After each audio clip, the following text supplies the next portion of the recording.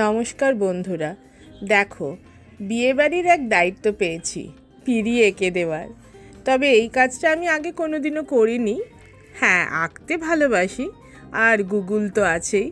Design কেমন হতে পারে একটু দেখে নিয়ে শুরু করে দিলাম।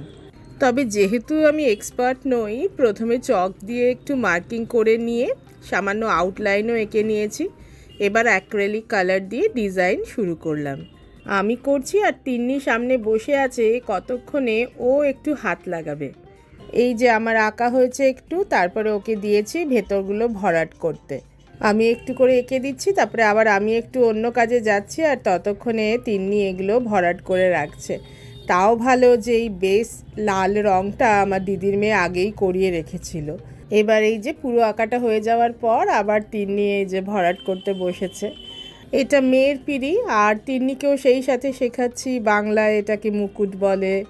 ও শিখতে পারছে কালার করার সাথে সাথে। আর অন্য পিঁড়েটায় এই যে বানাচ্ছি টোপর, এটা ছেলের পিঁড়ি।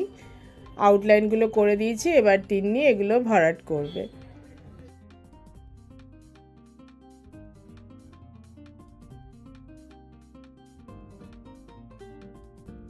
আজ এই পর্যন্ত করেই আমাকে উঠে পড়তে হয়েছিল, এখনও বর্ডারগুলো করা বাকি। তাও এই অবধি কমপ্লিট করে রাখলাম, কারণ বাই চান্স যদি বর্ডারগুলো করার সময় নাও পাই তাহলেও এগুলো অতটা খারাপ লাগবে না দেখতে। তিন্নি এইটুকু করতে পেরে বেজায় খুশি, আর আমারও কাজটা তাড়াতাড়ি হয়ে যাচ্ছে। এই যে দেখো দুটো পিঁড়ে এই অবধি হয়েছে। রাত্রিবেলা আবার নিয়ে বসলাম যে একটু বর্ডারগুলো করেই ফেলি। এই যে চক দিয়ে প্রথমে মার্কিং করে নিচ্ছি। এগুলো কিন্তু নিজেদের কেনা পিঁড়ি নয়, ডেকোরেটার্সদের থেকে ভাড়া নেওয়া আর কি। আমাদের সময় তো ছিল এই পিঁড়িগুলোর ওপর একটা করে ওই রঙিন কাগজ লাগিয়ে দিত আমাদের বিয়ের সময়। কিন্তু এখনকার ট্রেন্ড, সবাই কত সুন্দর সুন্দর ডিজাইন করে পিঁড়িতেও।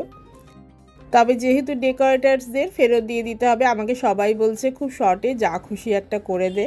কিন্তু আমি যখন করতে বসেছি দেখি কতটা অবধি শেষ করা যায়, আর তোমরাও বলো কেমন হয়েছে। স্টার্টিংটাতে একটু অসুবিধা হয়, কারণ আমার তো এটা ডেলি ওয়ার্ক নয় যে, তারপর ফ্লো এসে গেলে তাড়াতাড়ি হয়ে এসছে। এই যে বর্ডারও কমপ্লিট, গোটা পিঁড়েটাও কমপ্লিট, আর ওই যে আর একটা পিঁড়ে সেটাও কমপ্লিট হয়ে গেছে। আবারও বলছি, তোমাদের সবার কমেন্টের অপেক্ষায় থাকলাম। এখন বিয়েবাড়ির ব্যস্তর মধ্যে হয়তো আমি সবার কমেন্টের উত্তর দিতে পারছি না, তবু সময় করে আমি কমেন্ট কিন্তু দেখে নিচ্ছি।